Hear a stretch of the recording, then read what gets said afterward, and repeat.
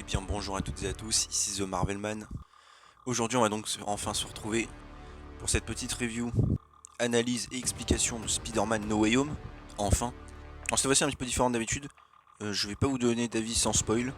Je trouve ça un petit peu galère et j'ai beaucoup de choses à dire donc on va gagner du temps. Donc évidemment je vous conseille d'aller voir le film si vous ne l'avez pas vu. Et pour les autres, bah regardez le timecode. Je vais faire un petit peu d'abord un petit avis global puis partir sur chaque personnage un par un. Et enfin à la fin évidemment parler des théories pour la suite, mais vous avez le timecode donc à vous de voir. Vous êtes prêts? On y va. Alors que penser de ce film? Bien si vous me connaissez, vous devez savoir que je n'aime absolument pas le Spider-Man du MCU, à part dans Civil War, parce que pour moi ils ont vraiment dénaturé le personnage en faisant un Iron Boy. Bon évidemment je vais pas tout développer parce que vous pouvez aller voir mes anciennes vidéos. Et en plus je n'aimais pas ces films, c'est-à-dire mise en scène, etc. Alors forcément j'étais un petit peu anxieux quand je savais que ce troisième film ramènerait les anciens méchants et que ce serait dirigé toujours par la même équipe qui a fait les films que j'aime le moins du MCU. Et ben, j'avais à la fois raison et tort. J'ai beaucoup aimé évidemment ce film comme je pense la majorité des gens, c'est un petit peu normal. Je veux dire on revoit quand même tous les méchants et Spider-Man iconiques, même Daredevil mais ça j'en reparlerai en détail. Et évidemment c'est extrêmement kiffant et plaisant. Je ne dis absolument pas le contraire. Mais, soyons sérieux un petit peu, objectivement ce film n'est pas très bon. L'écriture est vraiment une des pires que j'ai vues, littéralement, les incohérences se comptaient par foison. La mise en scène est plate au possible. Les combats sont moches et illisibles, à part certains dont je reparlerai après. Il n'y a aucune iconisation, aucune musique marquante. En fait, ce que je disais même à des amis et tout, ce film est exactement ce que j'en attendais. Ni plus, ni moins. Pas vraiment de surprise, à part quelques-unes. Et voilà quoi, c'est exactement ce que j'attendais qu'il fasse. C'est dommage, je sais que quasiment tout le scénario avait déjà leaké depuis des mois. Tante May qui meurt par exemple, je le savais malheureusement. Donc bon. Évidemment, on retrouve tous les défauts des anciens films, c'est-à-dire des blagues à outrance, mais à outrance. Pareil, l'identité de Spider-Man, exactement comme je l'avais dit, est complètement bâclé. C'est traité un petit peu en blague au début, même si après ça va.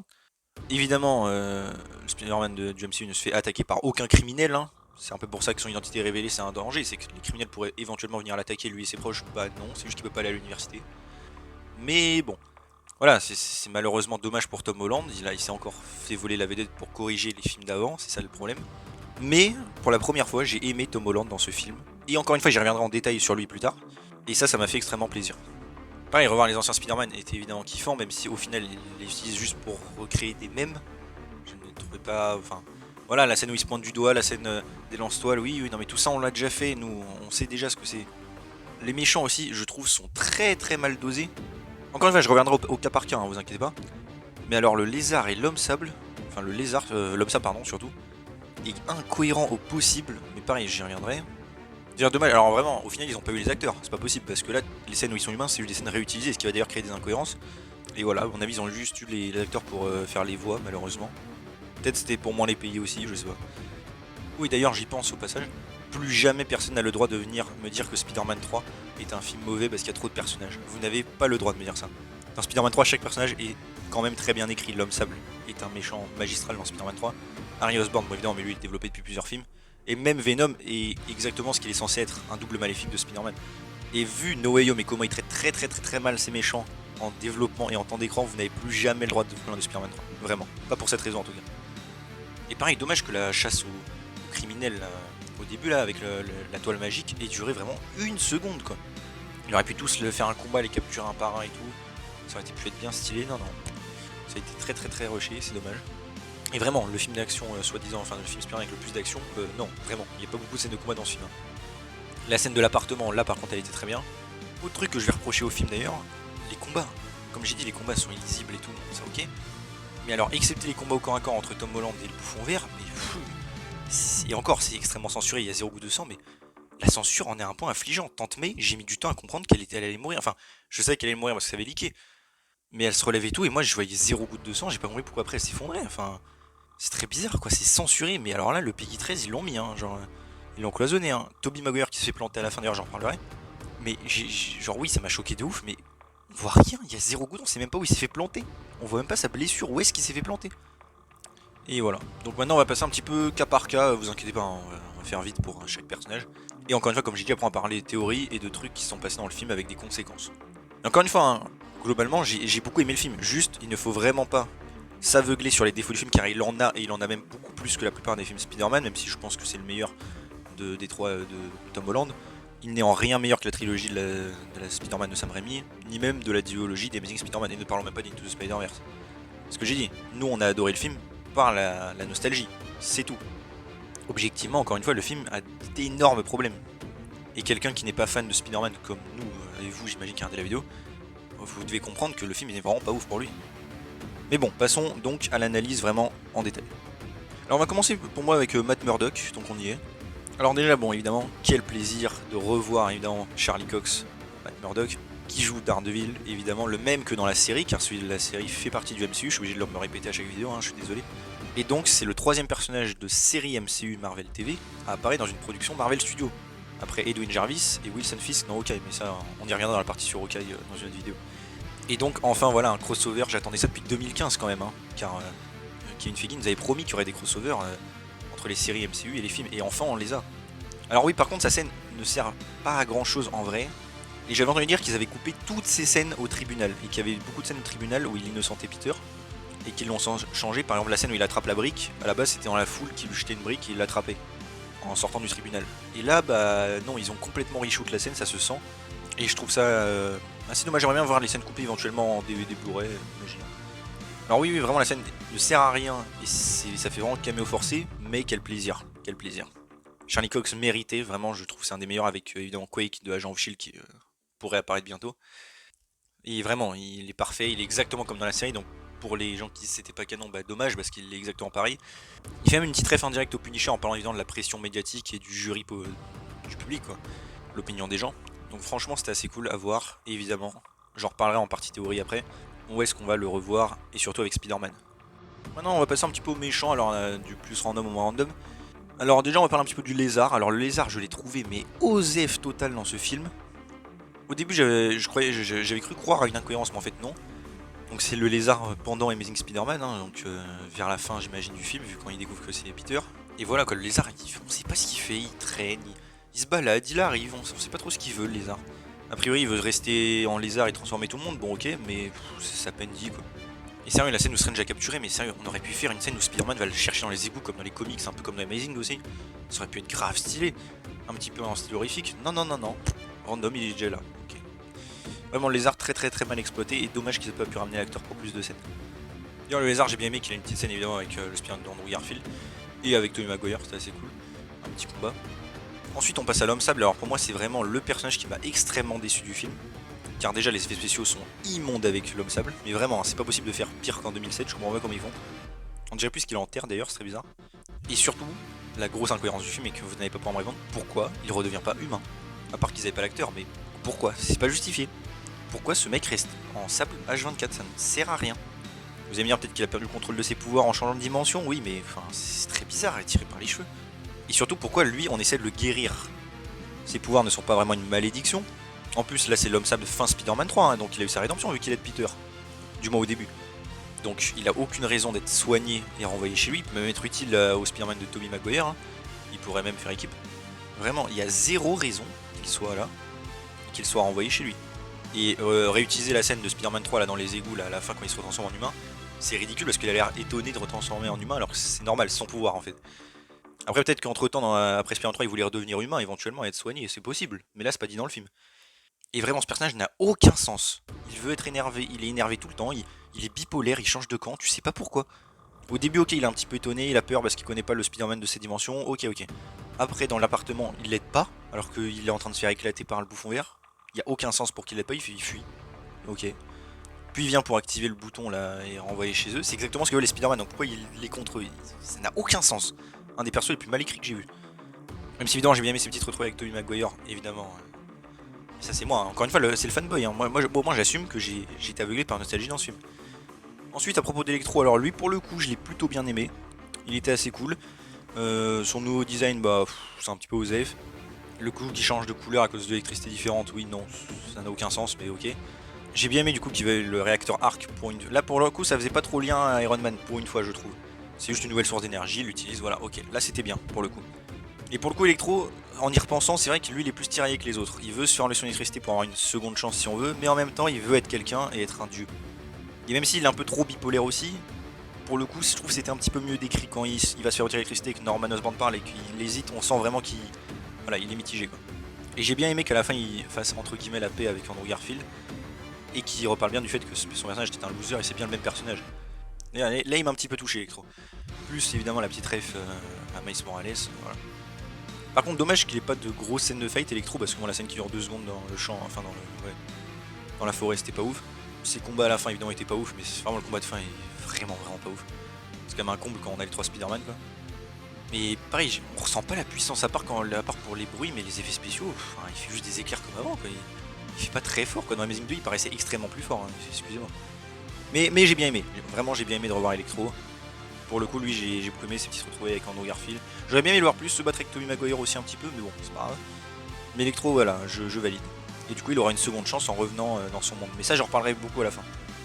Par contre, d'où il revient parce qu'il connaît pas a priori l'identité de Spider-Man, à moins qu'il ait vu Gwen Stacy et qu'il avait capté que Gwen Stacy était en couple avec Peter Parker, peut-être dans Amazing 2, je sais pas. Hein.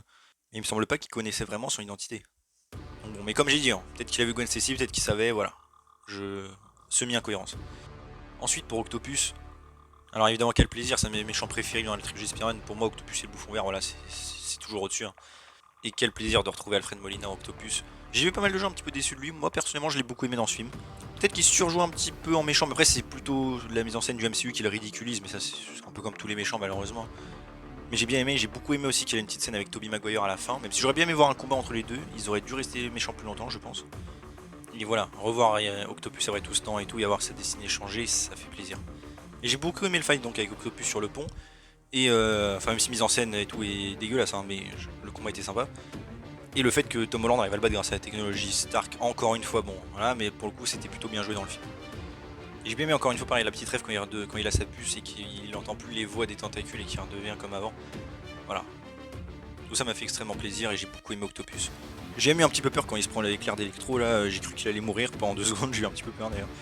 Voilà. Et voilà, y a Octopus pour moi toujours validé bien sûr. Et ça m'a fait extrêmement plaisir de le revoir. Et enfin parlons un petit peu du Bouffon Vert alias Norman Osborn. Alors c'est à la fois, pour moi, un des meilleurs trucs du film et une de mes plus grosses déceptions. Je vais vous expliquer. Évidemment, Willem Dafoe de retour, plus terrifiant que jamais, incroyable, vraiment, j'adore cet acteur et dans le rôle évidemment. Mais là, il est toujours aussi bon, vraiment. Et c'est vraiment lui le méchant du film en vrai. Et c'est comme ce que les liqueurs avaient dit d'ailleurs. Alors juste, par contre, je vais commencer un petit peu par le négatif sur lui. Il n'a pas beaucoup de présence. Mais vraiment, je m'attendais à beaucoup plus de scènes de fight avec lui. Rendez-vous compte qu'il n'a aucune, zéro scène de fight en planeur, en volant. C'est la caractéristique du Bouffon Vert, tu vois, le Bouffon Vert en volant, toujours. Il en a aucune, littéralement aucune. Son temps est extrêmement mal dosé par contre.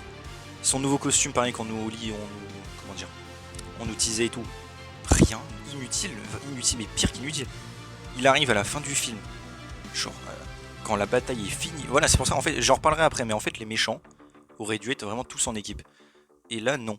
Et Norman arrive à la fin, comme ça. Aucun Spider-Man se bat contre lui à part Tom Holland, ce qui est un petit peu bizarre vu qu'il n'y a plus que lui. Ils ont juste allé à 3 sur lui plus Strange, mais non. Et vraiment, j'aurais tellement aimé en voir plus. Vraiment, pareil, ceux qui critiquent Amazing Spider-Man 2, mais vous avez pas le droit de critiquer, d'adorer No Way Home. Enfin, pour le Bouffon Vert, je parle. Hein. Il apparaît autant que le Bouffon Vert d'Amazing Spider-Man 2. Je parle pour le combat de fin, bien sûr. C'était ridicule, mais vraiment. Alors là, pour le coup, j'étais extrêmement déçu. Il arrive et hop, une seconde, c'est fini, ça y est. J'ai fait, ah, c'est tout. Puis il a pas vraiment de plan, enfin il arrive comme ça, un peu comme ça, ah, oui ok il veut libérer le truc de Strange et créer le chaos, ok mais voilà quoi. C'est un peu bizarre d'arriver aussi tard quoi. Encore s'il nous avait fait une espèce de fight où les 3 Spider-Man sont un petit peu en galère contre lui parce que Norman Osborn est vraiment fou furieux et déchaîné. Ok, pourquoi pas, moi ça me va, mais là non, juste il arrive puis il se fait battre parce que bah, il est tout seul, bah oui. Mais bon alors à part ça, et donc un peu la douille qu'on nous a eu sur le costume, j'ai beaucoup aimé le fait qu'il se parle tout seul au moins une fois dans le film. Comme à l'époque et qu'il brise le masque, c'était assez cool. J'ai beaucoup aimé aussi quand il est en Norman Osborn et que justement il commence à se lier avec le Spider-Man Tom Holland comme avec le Spider-Man Tobey Maguire, quoi. Il voit un génie, il le voit comme un fils. Ça j'ai beaucoup aimé. J'ai beaucoup aimé aussi évidemment qu'ils sont en équipe avec Octopus et qu'ils se connaissent parce que ça on n'avait jamais vu. Et ça pareil, moi c'est de l'inédit, vous voyez, je vois ces deux personnages que j'ai adoré se rencontrer, enfin voilà. Ça j'adore. Et vraiment il est excellent quand il est en Bouffon Vert. Sa scène de fight là, dans l'appartement où il tue Tante May, mais vraiment c'est vraiment une des meilleures scènes du film pour moi, vraiment. Il est terrifiant quand le sens d'araignée de Tom Holland là, se met en marche et tout. Moi j'ai direct compris que c'était Norman Osborn vu que c'est un peu tease avant. Et vous voyez la tension qu'il y a, franchement, ça c'était vraiment excellent pour le coup. Et il arrive en plus, ce que j'adore c'est que Norman arrive à convaincre évidemment les autres méchants, même si bon, l'homme ça pareil ça n'a aucun sens. Mais voilà, de se retourner et tout. Et ça j'adore. Pour moi, c'est vraiment le Joker de chez Marvel et de Spider-Man en particulier, quoi. Et il éclate Tom Holland. J'adore la scène où vous voyez dans le couloir où Tom Holland commence à le cogner comme un malade et Norman il fait une tête de malade, il sourit, il rigole comme un taré. Et voilà, ça j'adore, c'est pour ça que j'adore le bouffon vert en fait. Plus il a tué Tante May et ça c'était vraiment très bien. Enfin très bien, c'est ce que je veux dire pour l'histoire et tout. Et ce que j'adore c'est Norman qui dit t'as voulu me rectifier, je vais te rectifier. Et en fait c'est exactement ce qu'il fait parce qu'il transforme enfin Tom Holland qui était qu'un Iron Boy en vrai Spider-Man. Et c'est ça que j'ai bien aimé en fait. Pour moi c'est un petit clin d'œil méta si on veut. Et voilà quoi, c'est là que tu vois c'est vraiment lui le pire méchant de Spider-Man quoi vraiment. Et un truc que j'ai beaucoup aimé aussi c'est que il rigole comme un psychopathe à la fin avant de se faire injecter le sérum parce qu'en fait il a gagné, il a réussi à à briser le cœur de Spider-Man et c'est exactement ce qui était son plan dans le premier film. Donc en fait le bouffon a gagné au final.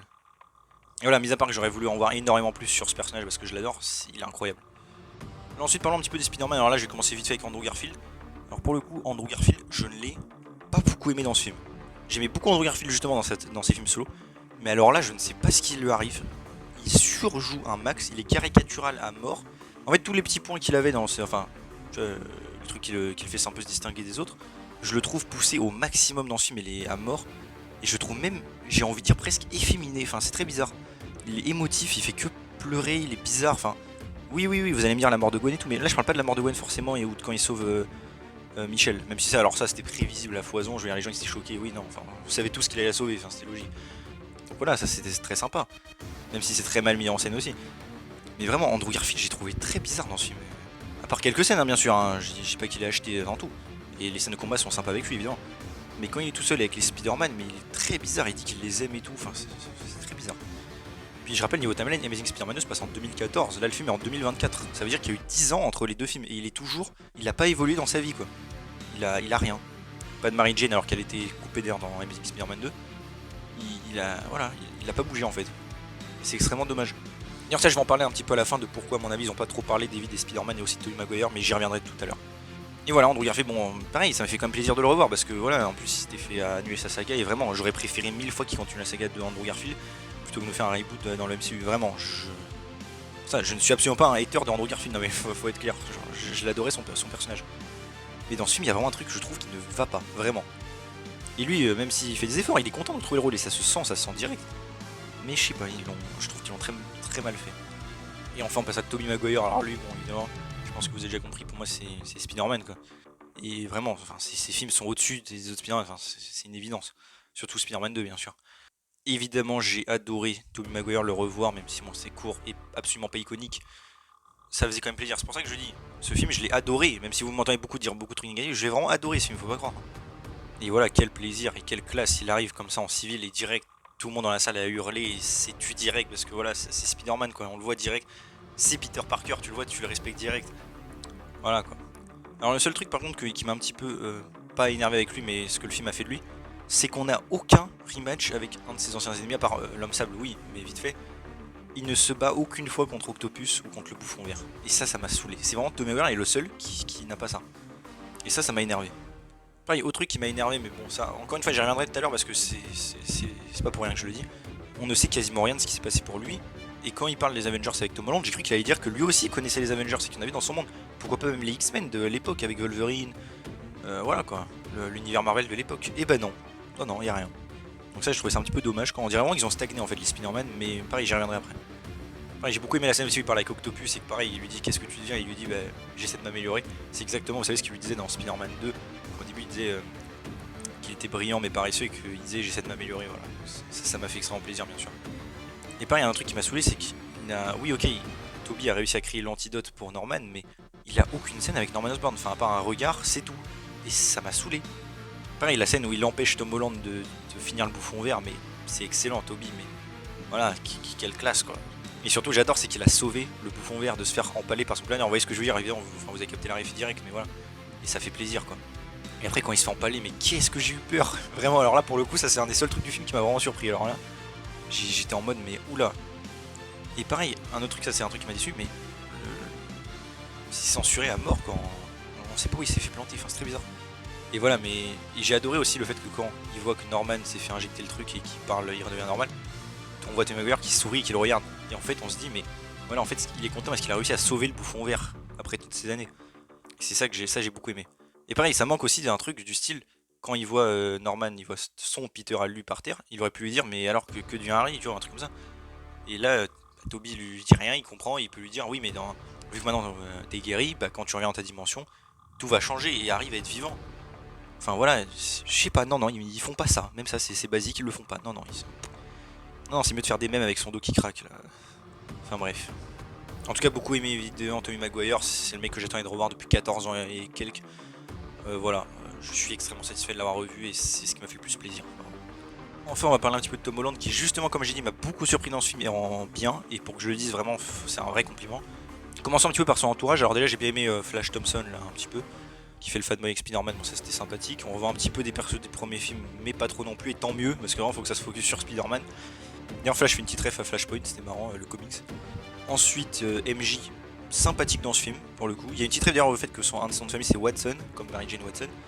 Et pour une fois, oui, elle était utile, pas trop. Son personnage était insupportable dans les autres films et n'avait aucune personnalité. Là, pour le coup, elle est sympathique, elle a une alchimie un peu avec Tom Holland. Voilà, elle était très sympathique dans ce film. Pareil pour Ned. Alors Ned pour le coup, même si moi je trouvais sympa les autres films, même si extrêmement pareil, inutile et caricatural au possible.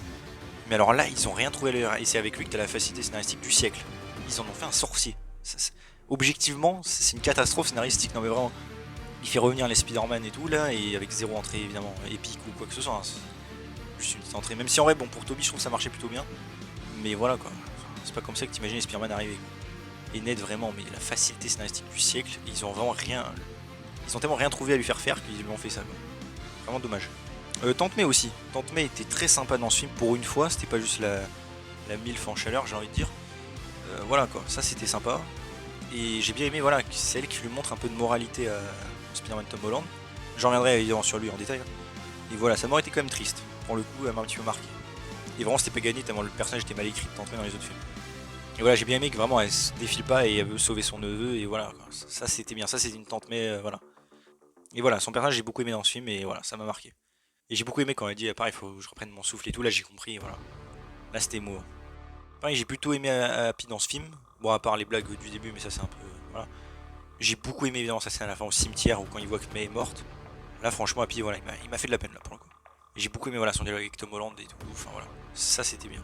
Évidemment, Happy on le revient, hein, vous inquiétez pas, dans Armor Wars apparemment il y sera. Et c'est juste, j'ai trouvé ça vraiment assez triste que tout le monde l'ait oublié, mais ça j'en reviendrai après. Aussi, je mets Strange dans l'entourage un peu de Spider-Man. Alors Strange dans ce film, je l'ai beaucoup aimé encore une fois. J'ai beaucoup aimé aussi la musique de Strange à chaque fois qu'il revient quand il arrive. Le fait d'avoir fait Wong le sorcier suprême, c'était assez marrant et logique. Et voilà, et Strange, super cool évidemment. Je reviendrai pour Doctor Strange 2 à la fin de ma vidéo, hein, théorie. Enfin voilà, Strange, toujours excellent quoi. Même si bon, il se fait un peu battre facilement quand même, mais bon, ok. Là, son personnage n'était pas aussi débile que les maintenant lui laissaient le présager et ça m'a plu. Et enfin passons donc à Tom Holland, et pour une fois il était bien, il a enfin droit à des scènes de combat convenables. Il est pas débile, parce que aussi, ah oui, un truc que j'ai beaucoup aimé dans ce film, c'est que Tom Holland c'est pas complètement lui qui a fait foirer le sort de Strange, enfin un petit peu, mais pas de la manière dont je croyais qu'ils allaient juste parler comme un bâtard au lieu de se taire et que ça allait tout claquer, non, c'était pas ça vraiment dans le film. Ça j'ai bien aimé, et aussi un truc que j'ai bien aimé c'est qu'à la base, un des leaks disait que c'était Peter qui allait libérer tous les méchants, parce qu'en fait Norman allait le manipuler. Et je m'étais dit mais il est vraiment débile, enfin Mysterio vient de le manipuler, il peut pas être tombé dans le panneau à ce point là. Et non, en fait le film ce n'était pas ça du tout, et c'est grâce à la moralité de Tante May qu'il a commis cette erreur. Même si les amener dans son appartement n'a pas vraiment de sens, mais enfin c'est très dangereux. Pareil, le fait que personne n'ait pensé à faire gaffe à Norman Osborn, enfin je sais pas, faut être logique 3 secondes.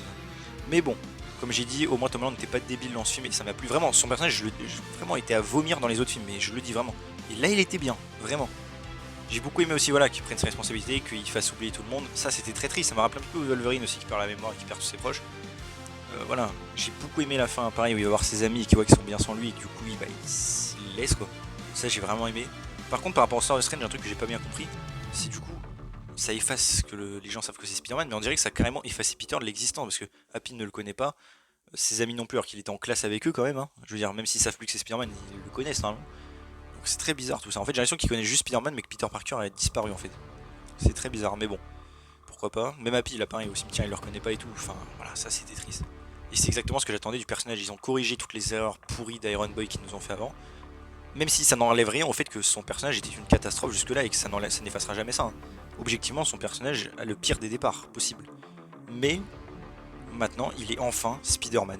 À la fin, voilà, il est dans son appartement, il est pauvre, pas d'Iron Man, pas de technologie, il fait son costume lui-même, qui en plus était stylé, son costume à la fin, qui ressemblait beaucoup évidemment à celui des comics d'Alex Ross, il me semble en plus. Enfin, je revois bien parce que bon, c'est la nuit et tout, on voit pas très bien, même si les scènes de voltige par contre sont vraiment moches pour le coup. Et voilà, il est tout seul, pauvre, il écoute la radio des flics, il va la nuit pour aller arrêter les criminels, c'est ça Spider-Man, enfin. D'ailleurs, il y a une petite rêve, c'est dans l'appartement, le mec lui demande le loyer, je suis sûr que c'est une rêve à Monsieur Ditkovich, vous savez, le running gag un peu de Spider-Man 2 et 3. Ça aurait été cool de ramener l'acteur juste pour une petite scène, mais bon, ça c'est juste moi qui ai un petit fan service comme ça. Mais voilà quoi. Et j'ai beaucoup aimé la scène où il se bat contre le bouffon vert et c'est devenu son ennemi juré, quoi, j'ai envie de dire.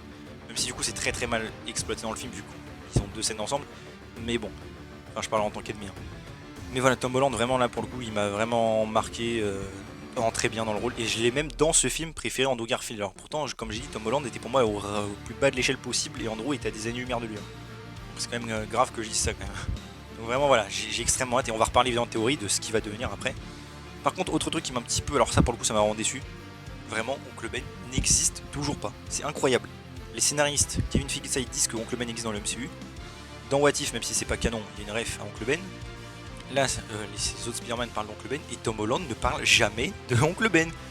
Et il n'y a même pas quand il est à la tombe de Tante May, je me suis dit, ah bah on va voir la tombe à côté avec écrit Oncle Ben, voilà, c'est bon, on va le voir. Enfin, Oncle Ben Parker, quoi, vous voyez ce que je veux dire. Non, il n'y a toujours pas d'Oncle Ben, donc je comprends pas, il existe ou il n'existe pas en fait, faut se décider.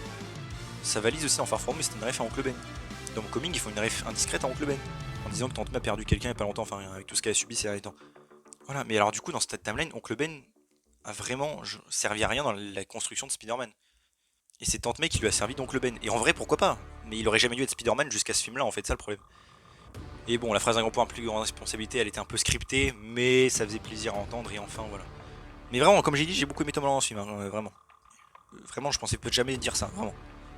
Alors maintenant, on va passer un petit peu en partie théorie. On va y aller point par point, hein, vous inquiétez pas. Alors déjà, donc, parlons de Venom. Donc la scène post-générique, évidemment, Tom Hardy, enfin le Venom de Sony, quoi, qui est là, et qui redisparaît. Alors ce Venom va quand même créer beaucoup d'incohérences encore une fois. Pourquoi il est déjà arrivé dans ce monde, il ne connaît pas l'identité de Peter Parker. Et non, j'ai vu la théorie de la ruche des symbiotes, je sais pas quoi, à travers le multivers qui se connaissent, c'est impossible. Car dans les comics, le multivers comics et l'univers des films est exactement le même. Donc ça voudrait dire que tous les Venom de tous les multivers, même en comics, connaissent Spider-Man. C'est pas possible. Et de toute façon, en Venom 2, il dit juste cet univers, il parle pas de multivers. Donc il n'y a aucune chance qu'il connaisse Spider-Man, donc il n'a rien à faire là. Deuxièmement, la scène donc à la télé dans Venom 2 où on voit Spider-Man aux infos démasqué en pleine rue, elle n'existe pas. Elle n'a jamais existé, donc c'est incohérent. Non mais encore une fois, à moins que c'est un truc qu'on n'a pas vu où genre il se balade un peu après la révélation dans la rue avec son costume, mais démasqué en train de regarder dans la rue, mais ça n'a aucun sens. Et de toute façon ça fait les news qu'il est démasqué, donc c'est un moment de Far From Home. Donc déjà c'est incohérent, et surtout pourquoi il a été renvoyé dans le temps? Parce que je rappelle, les méchants là dans le film arrivent quand Strange fait son sort. Enfin, ils sont là directement. Là Venom, enfin Eddie Brock, est arrivé des mois en avance, car il y a quelques mois entre le moment où Strange fait le sort et la fin de Far From Home. Voilà, on n'aura jamais d'explication. Il repart aussi vite qu'il est arrivé, alors pour le coup ça a servi à rien à part laisser une goutte de symbiote. Mais alors après, donc ok, j'ai compris l'idée, c'est pour que le symbiote, donc il y ait une goutte qui nous fasse un vrai symbiote cette fois-ci, donc qui parle pas, qui est pas gentil, qui va énerver Peter Parker, qui sera évidemment à fleur de peau après la mort de Tante May, et qui sera tout seul, c'est un petit peu normal. Mais alors moi j'avais déjà eu une théorie pour contrer ça, enfin pour que Spider-Man affronte celui de Tom Hardy sans que ce soit trop incohérent. C'est qu'Andrew Garfield, quand il arrive dans le film, il a le costume noir, le symbiote, depuis quelques années, qu'il soit vraiment énervé et violent. Que Tobey Maguire lui dise que c'est vraiment un poison et qu'il va falloir enlever ce truc. Comme ça, Andrew va s'en débarrasser, c'est le film d'évolution. Et Tom Holland, comme ça, aurait été prévenu de se méfier du symbiote. Ce qui aurait fait qu'il aurait rencontré le Venom de Tom Hardy et il aurait pu l'affronter directement. Et le Venom de Tom Hardy, d'ailleurs, qui regardait la télé à la fin de l'ancienne post-générique de Venom 2 en disant ce mec, en léchant l'écran et qui s'est dit vas-y, en gros, je vais aller le voir, bah il l'a jamais vu. Il est jamais allé le voir, on sait pas pourquoi. Et on sait pas pourquoi il était intéressé par lui, enfin, ça n'a aucun sens. Et en plus, comme ça, voilà, ça aurait été stylé, avouez, mon idée de Andrew Garfield avec le costume noir. Et bah non. Mais alors là, du coup, je comprends pas l'idée. Ils veulent faire un nouveau Venom, c'est ça donc qui sera plus logique, et imaginons un nouvel Eddie Brock. Mais alors un nouvel Eddie Brock dans le MCU, mais qui serait donc joué toujours par Tom Hardy ou pas? Parce que je veux dire, l'acteur quand même, le pauvre, il est archi impliqué dans le rôle, même si je déteste ses films, hein. Mais il est impliqué dans le rôle, et il voulait absolument affronter Spider-Man de Tom Holland, du coup, bah... c'est dommage. En tout cas, voilà, on va voir la saga du symbiote, ça me paraît assez évident. Donc probablement dans la nouvelle trilogie. Et alors dans la nouvelle trilogie, j'imagine donc un côté beaucoup plus urbain, avec un Spider-Man beaucoup plus éloigné des Avengers et beaucoup plus en solo, enfin j'espère, avec des méchants comme Wilson Fisk, Le Scorpion éventuellement, hein, je rappelle qu'il n'a toujours pas été utilisé. Kraven aussi, ça pourrait être cool. Pourquoi pas des fois des petits team-up avec Daredevil ou les Defenders, voilà, des héros plus urbains. J'imagine aussi qu'il sera donc à la fac, qu'il pourrait rencontrer Gwen Stacy. Il y avait des trucs qui parlaient d'Harry Osborn, mais bon après pourquoi il deviendrait ami avec Harry alors qu'il vient d'affronter le père d'une autre dimension. Bon, quoique. Est-ce qu'après il rencontrera aussi des persos de l'univers de Sony aussi, parce que c'est ce qu'il voulait faire au départ. Un petit peu, je sais pas, j'espère, à part si Morbus est sympathique et tout, mais c'est pas un truc qui m'attire particulièrement.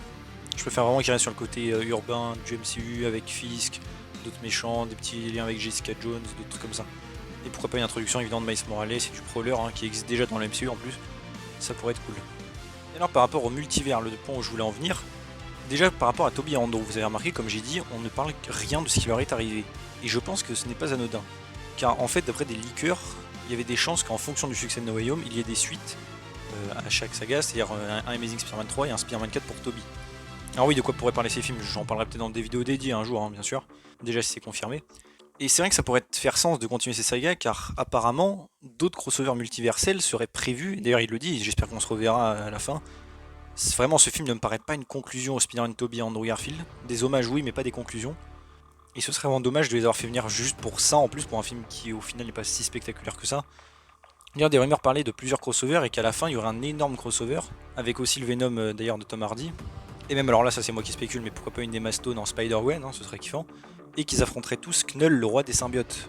Et qu'apparemment ce serait ça un peu le plan final de Sony. Alors, si c'est véridique et que ça arrive, je pense que ça dépend encore une fois du succès de No Way Home, et je pense qu'il aura du succès. Même critique évidemment, le film se fait évidemment sucer à droite à gauche, hein, c'est normal. Et évidemment, bah, pourquoi pas, ce projet me hype énormément, tant que c'est pas John Watts et les équipes du MCU à la réalisation et à l'écriture. Là oui, ça me hype à mort. D'ailleurs, autre théorie je me suis faite, à la fin, on voit pas mal aussi d'ennemis qui ont failli arriver d'autres dimensions. On peut y voir Kraven, le Rhino. Un ami m'a dit aussi qu'on pouvait voir apparemment à la Mary Jane de Tobey Maguire.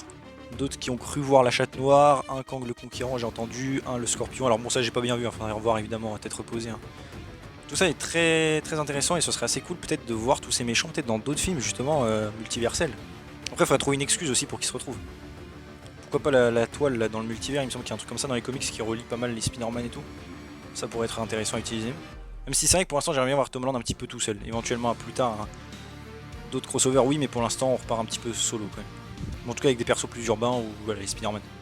Et d'ailleurs Tom Holland avait parlé aussi de pouvoir voir Madame Web éventuellement dans la nouvelle trilogie et avec Fisk. Donc ce serait assez cool de voir Madame Web justement qui pourrait relier les Spider-Man de dimension peut-être. Et d'ailleurs quand les méchants, alors ça c'est ma théorie à moi, hein, vous me dites ce que vous en pensez. De ce que j'ai compris, quand les méchants sont retournés dans leur univers à la fin, ils ont été guéris et donc leur timeline va changer. Quand Norman Osborn va rentrer chez lui, bah il ne va a priori pas mourir, Harry sera content. Enfin voilà, tout son univers va apparemment changer. Et j'ai l'impression qu'en fait chaque timeline va créer une nouvelle timeline. Genre quand Norman rentre dans sa timeline, ça crée une nouvelle timeline. Quand Octopus rentre chez lui, ça crée aussi une nouvelle timeline. Vous voyez ce que je veux dire? Et à part pour ceux de Toby et Andrew bien sûr. Mais du coup, Electro pareil, quand il va rentrer, il va pas mourir. Ce qui pourrait d'ailleurs rendre le combat contre le bouffon vert avec Andrew un peu différent. Mais alors, est-ce qu'on reverra ces personnages? Honnêtement, je ne pense pas. Je pense que là, c'était vraiment leur conclusion et elle était bien. Le fait qu'ils aient réussi à donner une seconde chance à tous ces méchants. Mais du coup, voilà, je pense que ça crée des variations. Je veux dire, l'univers de Toby et Andrew qu'on a vu, donc les originaux, quoi, n'ont a priori pas été impactés par ce changement. Mais bon, je pense qu'ils se consolent en se disant que justement, ils ont pu sauver ces versions de personnages qu'ils ont déjà affrontés. Enfin, ça, c'est mes théories, hein. Dites-moi ce que vous en pensez, bien sûr. Moi, je pense plutôt que c'est devenu donc des variants. Après, on verra. Et voilà, et aussi un petit mot donc sur Doctor Strange 2 bien sûr. Alors oui, j'en ferai peut-être une vidéo plus grosse quand il y aura le trailer qui ressortira parce que bon, là j'ai vu vite fait. On peut voir donc Wanda qui a l'air gentille en tout cas au début. On voit évidemment un monstre qui est Gargantos, pas Shumagorat hein, normalement. À moins qu'il redconne ça, mais a priori ce sera plutôt Gargantos, donc monstre des mers. On peut voir America Chavez vite fait. On revoit Mordo aussi. Et les visuels ont l'air vraiment beaux pour le coup. Et là on voit direct, non mais ce que je veux dire c'est qu'on voit la différence quand on finit No Way Home. On voit le trailer Doctor Strange 2 et là on se dit waouh, quel claque visuel quoi. Si on pouvait avoir eu ça dans le film qu'on vient de voir, ça aurait été mieux quand même. Mais bon, Doctor Strange aussi qui apparemment va se marier avec Christine Palmer comme un délit l'avancée.